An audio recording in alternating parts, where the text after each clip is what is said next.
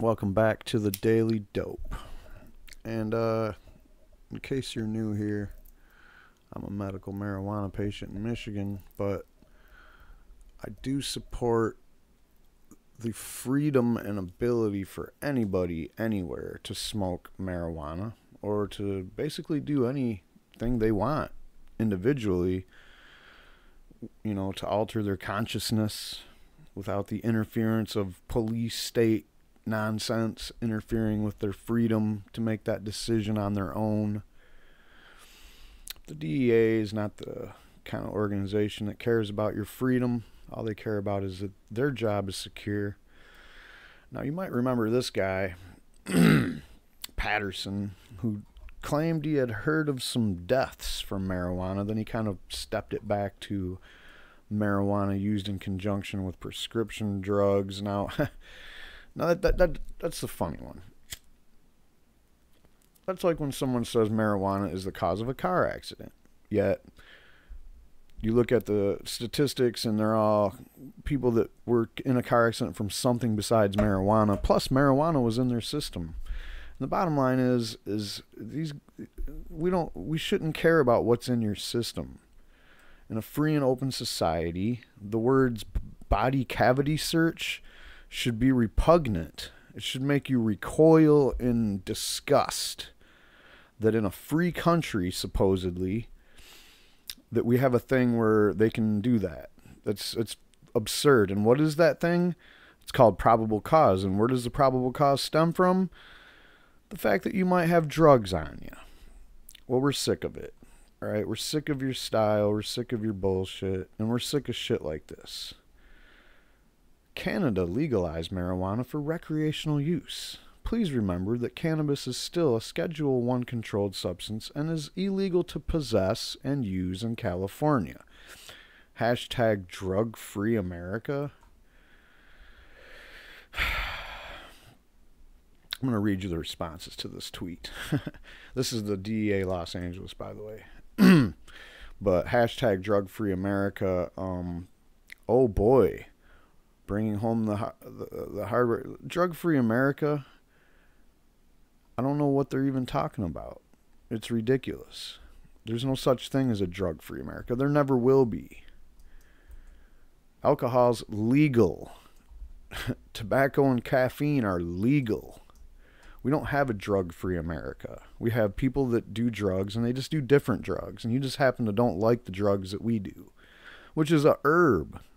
All right, let's just read these replies. Oh, here's me, of course. Drug-free America is the biggest lie and scam this country has ever perpetrated against its own citizens. Yours is a criminal organization pushing fear and propaganda about cannabis, a safe herb that is 100% medicine, and only a fool can say otherwise after learning basic facts.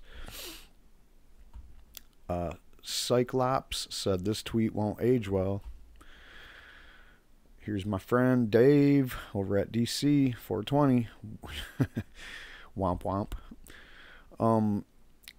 Then we have another friend of mine, Anony Mouse. Go home, DEA Los Angeles, you're drunk. Or DEA still lives in an alternate reality. There's a little something called the 10th Amendment to the U.S. Constitution sitting between the racist, outdated federal law on cannabis and the authority of the U.S. states.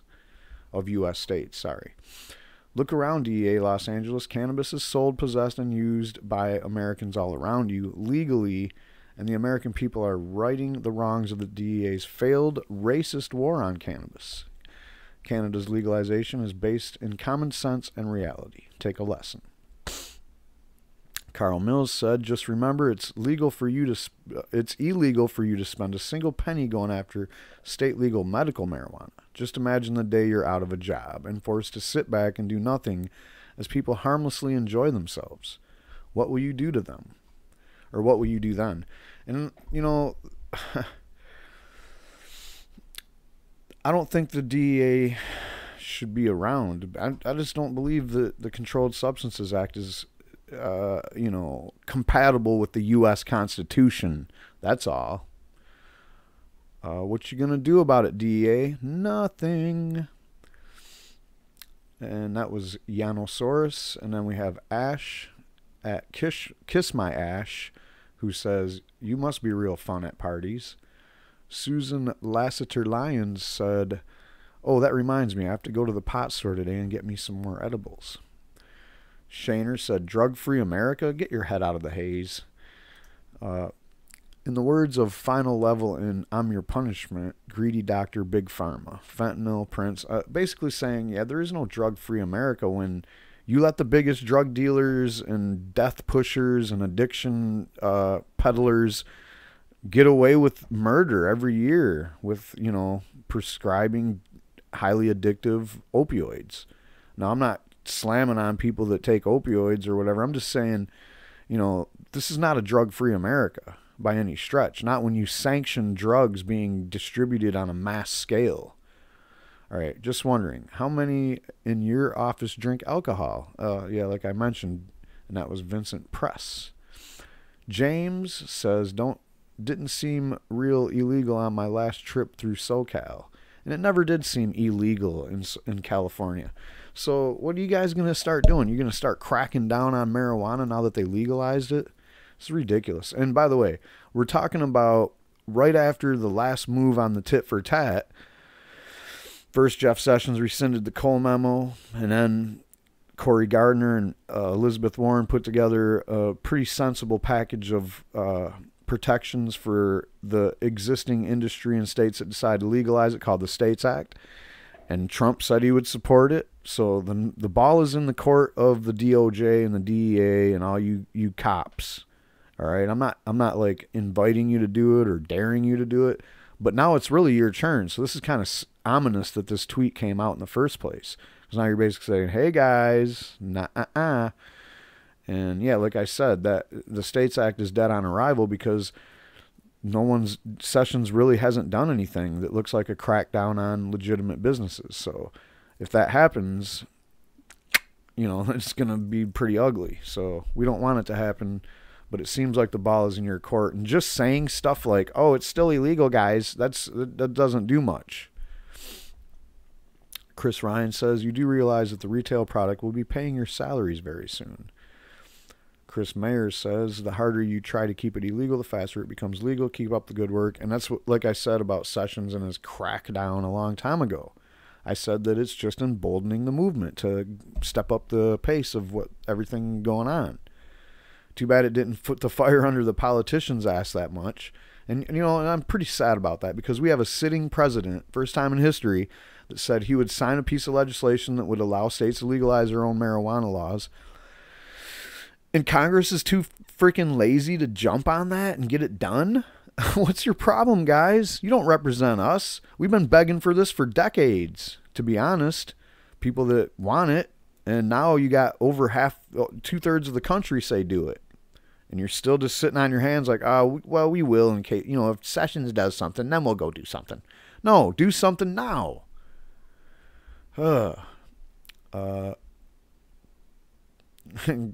Giraffe says, nah, G. Green Thumb Wizard says, to repeat what the record already shows, there hasn't been a drug-free society since the beginning of humankind. In fact, evolution in chemicals is how we exist. It's time you get over yourselves and the past and help humanity progress with vigilance. We need your help rebuilding. And then we got this from Inspector Chronic. Amber Mitchell says, oh, right, you guys are still going with cannabis is bad as heroin, so it's a Schedule 1 and it's worse than amphetamine, which is Schedule 2 nonsense. Remind me, what's the cannabis death toll again? Still 0? Wow, still less than 0 then. For meth or... And then, isn't a policy that is wrong, though? Come on. If something's not right, it's wrong. Use common sense. They don't care about that. We're still smoking weed in California, Oregon, Washington, Arkansas, and really all over the country. You've lost this one, go home. You forgot. They can't even stop the drugs in jails or prisons. So the first one there was 2018 vote. And then this Tweetsy Cat is the one that said, it's funny how you think that they can too. I mean, literally, what she's saying is you can't even stop the drugs in the prison where you're supposed to go if you sell them or smuggle them or whatever. Schedule 1 is absolutely absurd, TikTok, says Investor Stallone. Jeff Flood, cringy Judge Judy. Mushroom Slim says the DEA should be disbanded. I agree. That's right. USAG Sessions, Jeff Sessions, and his cronies need to keep their for-profit prisons open, which is the only reason you see any propaganda still out there. That and Big Pharma pushing the envelope with envelopes full of money all the time. If it was opiated or amphetamine substance prescribed by some jackass in a lab coat, it'd be lit though, right? Says Giraffe again. And then we have the ones where you swear or whatever. Or your offensive ones. Let's go ahead and read those. I mean, I'm just reading tweets, guys. You can go to bed and shut this video off anytime you want. But I know some of my people that watch this don't really do Twitter, so this is kind of fun for you, I guess. Rodney GK says drug-free except the thousands of prescription drugs wrecking lives every day. Drug-filled USA. Hashtag nice work, you fucking dinosaurs. Hashtag keeping our citizens dependent. Jesus Christopher says you're a waste of taxpayer dollars. And yeah, I'm liking these, so put that in my, tabulate the likes that I do on certain things, and, you can designate me as a terrorist or whatever, because that's what the government's heading to, is people like me with the dissent become terrorists, and then they disappear me, and they can't say nothing about it. They don't have to tell anybody. Kiefer, he says, real drug-free. How moronic are you? As cigarettes, alcohol, opiates are all drugs legally in the U.S. Stop with your 1940s view of using cannabis as a racial separator. Your job is a farce. Don't care says, don't worry, you still have plenty of opportunities to shoot people's dogs. I don't know, it's a huge problem. Wes Garrett says, want to drink yourself into horrible, painful death? Go for it. I better not catch you with weed, though. That shit makes you sleepy, says the U.S. government. John Wall says, your ignorance is very odd here. There's a dispensary 2 miles away. You've lost the war. So here you have, where's the DEA office? Somewhere around here. Right here's one and here's the other. Tech College. I'm not sure what he's talking about. It's two miles away, but the DEA office probably has a dispensary nearby, I'm guessing. So, like, you guys have to walk by that shit every time you go to work. Get out of your car and park it and then go walk over there. Shalink says losers. Kyle says drug-free except prescription drugs. You get the idea, guys. I think everything you could possibly want to say. Yeah, our drug laws are a joke. More offensive content? We're not going to read that. This Michigan boy says, go fuck yourself. By the way, our medical cannabis isn't enough. We're going to vote for recreational this November. Don't worry about the border, my Canadian friends. You can leave yours home. We've got you. And then, how does complete emasculation feel? You were like a nun in a whorehouse. Well, anyway, the point there is when they drop a tweet like this, you might have expected to see Kevin Sabat and maybe a couple other of those prohibitionists chime in or whatever, but I don't see that here. So maybe it's because they all blocked me and I don't see their tweets, but I'm pretty sure they're not here. And you got these 3 likes. Sometimes people that chime in like it just so it shows up in more circles or whatever. But I'm not sure who liked this. It can't be too many people. 41 people said something about it, and you didn't get even 10% of those that hit the like button. And only 2 people shared it. And I know one of those was Tom Angel, because that's how I found it. And he had a comment too on it, which I'm sorry I don't have that handy. But anyway, one of the things I've been doing lately, in case you haven't noticed, is I've been making these fancy, oh, and let's see. Yes. I've been making these little, we'll call them placards or baseball cards or whatever. And it's just basically prohibitionists, over here on the left, it tells you what their occupational accolades are that qualify them to talk about drugs or whatever. And then over on the right is their reefer madness narrative that they push in the media or wherever else you might find these people. And I've done a couple. The reason I focus on these people is because they're always in the media, and you'll see them from time to time. And if you have any of these people, then go ahead and send me a message on Twitter or comment in this video. Let me know if you've run across anybody that you think I should profile here.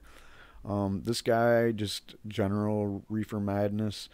Then we have this guy here. He's out there in Oklahoma talking as much shit as he can. He's investing hundreds of thousands of dollars on the effort to fight SQ 788 in Oklahoma, which we're going to see the vote on Tuesday. So stay tuned for that. That's going to be I'm predicting a landslide on the SQ 788 in Oklahoma, which should have been voted for in 2016, but Scott Pruitt, the Attorney General at the time, kind of fucked everybody over when he changed the description of the title or some shit, and it basically caused a procedural issue that placed it being ready to get put back on the ballot after the damn election. So the Supreme Court looked at it and they found Scott Pruitt to be guilty of being a piece of shit, but no charges were filed, and he got rewarded with a fucking promotion to the EPA chief.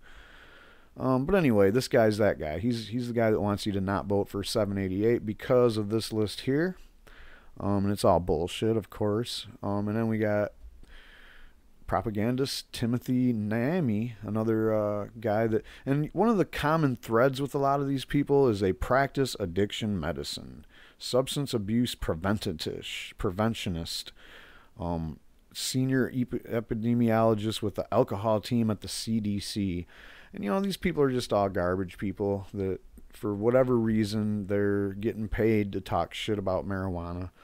And this guy's in Massachusetts right now talking about how the marijuana policies aren't strict enough. And then you have Julie Schauer. In case you haven't heard of her yet, you gotta go check her out. Just go find her on Twitter at, I don't remember. I just got recently blocked from her Twitter by her because of this. But she's got the craziest reefer madness out there. Obviously, she's just kind of like one of those over-the-top people that's just stretching it and blaming it on everything. But one of the things that I found was interesting is the Rudy Eugene guy that, like, supposedly in Florida, the big story was that he ate someone's face on bath salts. And then it turns out it wasn't really bath salts. He just was crazy. But they did test him positive for marijuana, and they found a joint on him. But it was really just a rolled up cigarette with a bunch of bullshit in it. So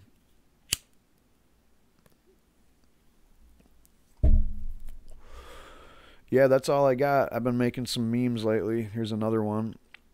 The prohibitionists keep telling us about the dangers of cannabis.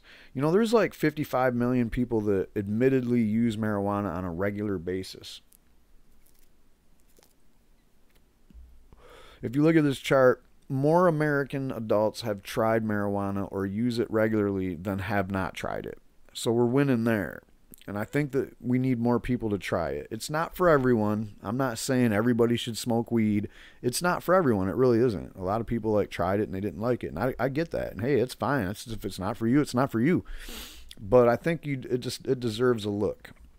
And finally, we have The Hill, who has a Sam addiction, because it seems to me like over the years, Kevin Sabat has basically been a freaking resident writer over at The Hill. I mean, obviously, clearly The Hill is a Washington, D.C. based paper. They run, pretty much like standard kind of from the center right position of reporting. Some might argue it's even farther right than that, depending on what issue you're talking about. But when it comes to cannabis, they're kind of they're all over the place because they got different writers like everyone. Some writers are pro marijuana, some writers aren't. There's not very many that are over at the. If someone knows something about the Hill having some good writing on marijuana, let me know, because as you know, I do this channel and I read stories all the time. How often do I read a good one about marijuana in the Hill that isn't full of puns and reefer madness? Never. All right. So Kevin Sabat, he writes opinion pieces over here at the Hill, but they kind of make it look like it's just a regular article. And his writing style almost makes it sound like he's putting facts out there, but it's all bullshit. And I called him a pharma funded joke, and that got me blocked from him. And then he went out and did a like, oh, I'm not funded by big pharma. So who cares, dude? You know, we know who funds you. We know that this wealthy art enthusiast over here threw a $1.3 million to help you guys try to defeat Prop 64. It didn't work. So that's all I got today, guys. Just wanted to check in and let you know how things are going over here at the Daily Dope. And I'll see you on Tuesday to let you know how big of a landslide that was. Peace.